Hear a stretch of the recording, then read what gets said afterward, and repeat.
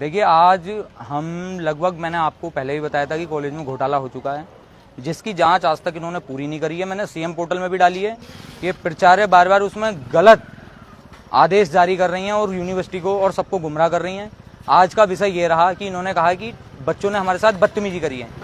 इनके पास जब कॉलेज के अंदर अगर कैमरे लगे हुए हैं तो आप कैमरा निकालो ना कि कैमरे में कि हम छात्रों ने क्या बदतमीजी करी है टीचर के साथ। आज यहाँ के एक पॉलिटिकल के हमारे गुरुजी हैं, उन्होंने एक लड़की का हाथ पकड़ के उसको कमरे से बाहर निकाला है। तो क्या ये शोभा देता है एक जेंट्स टीचर को? उसके लिए लेडीज टीचर है, क्या वो लड़की का हाथ पकड़ सकते हैं? तो अभद्रता कॉलेज स्टाफ द्वारा की गई है या स्टूडेंट द्वारा की गई है?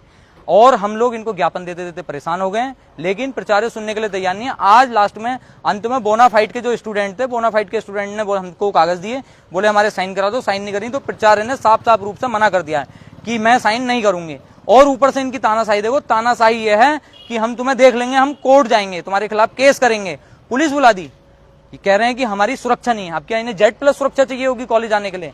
कॉलेज जा रहे हैं, टीचर गायब हो जा रहे हैं, पता नहीं है 3:30 बजे टीचर गायब हो जा रहे हैं। मैंने प्राचार्य मैडम से पूछा कि कॉलेज में आज स्टाफ नहीं है, आपके स्टाफ की कोई एप्लीकेशन आई है कि छुट्टी पर हैं? तो एक लोग की एप्लीकेशन दिखा पाई है, बाकी किसी की एप्लीकेशन नहीं दिखा पाई। बात गुमराह कर दिया। इससे पहले इन्होंने ऐसा घोटाला किया है, आप अगर देखोगे कि पानी की व्यवस्था इन्होंने ऐसी खत्म कर दी है कि मंत्री जी ने नया वाटर कूलर दे रखा, उसको भी ठीक नहीं करा पा रहे हैं। वॉशरूमों की स्थिति देख लो, हमारे कॉलेज में हमारी छोटी बड़ी बहनें हैं, उनके वॉशरूम वो कहाँ जाएंगी जब यहाँ के वॉशरूम खराब होंगे? तो कॉलेज के आसपास कोई सरकारी शौचालय तो बना हुआ नहीं है, कॉलेज के अंदर बना हुआ है। और वहां पे हाथ धुलने के बदले वॉशरूम में टोटियां तो है ही नहीं, हाथ धुलने के बदले चाय पत्ती रखी है। अगर आप लाइव जाके वहां पे देख लोगे तो वहां पे चाय पत्ती रखी हुई है हाथ धुलने के बदले। तो उसका जवाब कौन देगा? और अगर इनसे कहो, ये मैडम का भी जवाब बयान था कि क्या कहते हैं 30,000 रुपए इनसे प्लम्बर ने मांगे। जब 13 साल बाद आप डेंटिंग पेंटिंग 2013-14 का कॉलेज बना हुआ, आप 16 से मान लो, अगर आप 2025 में डेंटिंग पेंटिंग कराओगे तो उसमें पैसा तो लगेगा ही। मैंने तो इसलिए प्लम्बर बुलाया भी नहीं, मैडम ने बुलाया और प्लम्बर ने बोला कि सब कुछ ठीक होगा, 30,000 रुपए लगेंगे। तो उसके बाद इनका कहना मेरे से ये था कि कहीं से फंडिंग करवा दो। अरे मैं कोई नेता थोड़ा हूं जो मैं तुम्हें फंडिंग कराऊंगा? आपके पास कॉलेज में या तो फंड ना हो। उसके बाद ये कह रहे हैं कि हमारे टीचरों को इन्होंने धमकी दी है। टीचर को किसी को धमकी नहीं है। अब मैडम का बयान मेरे को सुनने में आया कि मैडम ने कहा कि हमारे टीचर को कॉलर पकड़ के लाए। तो कॉलेज में तो कैमरे लगे हुए हैं, कॉलेज के कैमरे निकालो, किस स्टूडेंट ने टीचर का कॉलर पकड़ा है? सब इनकी बेबुनियादी बातें हैं, सब झूठ बोल रहे हैं, मीडिया के सामने झूठ बोल रही है मैडम, क्योंकि इनका झूठ चल रहा है। और ये कहती हैं कि तुम मेरा कुछ नहीं कर पाओगे, मैं बहुत पावर में हूं, तुम मेरा कुछ नहीं कर सकते हो। अगर तुम्हें जो कर मिले मैं अपनी इच्छा अनुसार कॉलेज चलाऊंगी, तुम मेरा कुछ नहीं कर सकते हो। तो अब आप इन्हीं से जवाब लीजिए कि ये क्यों नहीं कर सकते। अगर इन्होंने काम नहीं करना है तो भाई डायरेक्टर को लिख के दीजिए अपने कि हाँ भाई हम काम नहीं करेंगे, या कॉलेज में हमारे बदतमीजी हो रही है। तो कॉलेज में बदतमीजी क्यों होगी? आप ये देख लो ना, पानी इन्होंने ये झंडारोहण करा जिस दिन 15 अगस्त का समय था। आप ये झंडारोहण की जगह देख लो, ये था ध्वजारोहण की। साफ सफाई है, ये कह रहे हैं कि हमारा देश आजाद हुआ था 15 अगस्त के दिन।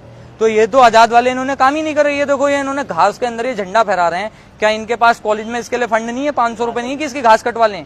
लेकिन इन्होंने घोटाला, पैसा खाने के लिए इनके पास पैसा है, परंतु इनके पास बच्चों के काम करने के लिए कोई भी पैसा नहीं है। और अगर प्राचार्य से कुछ कहो तो हमेशा यही धमकी है उनकी कि पुलिस बुला दूंगी, उठवा दूंगी, मुकदमे लगवा दूंगी। और इनके बयान लो तो झूठ बोलती हैं फिर ये।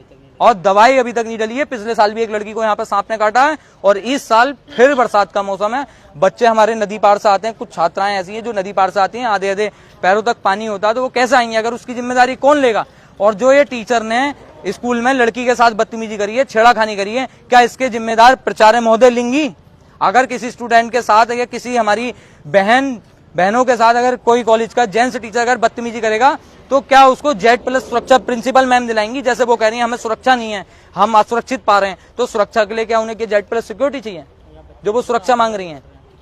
बच्चे कोई गुंडे मवाली, यहाँ कोई गैंगस्टर स्टूडेंट नहीं है, सब पढ़ने वाले स्टूडेंट हैं।